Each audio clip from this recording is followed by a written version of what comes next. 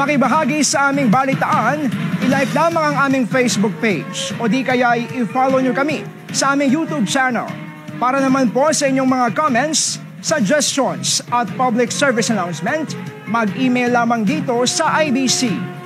Kaibigan, naway isaalang-alang natin na nandirito pa rin ang banta ng COVID-19. Kaya laging mag-mask at maghugas upang makaiwas.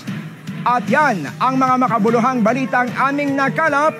Muli kaming magbabalik sa Lunes. Maraming salamat, Pilipinas. Ako po si Brian Castillo at ito ang IBC Tutok 13. Kaibigan ng bayan, kaibigan ng katotohanan.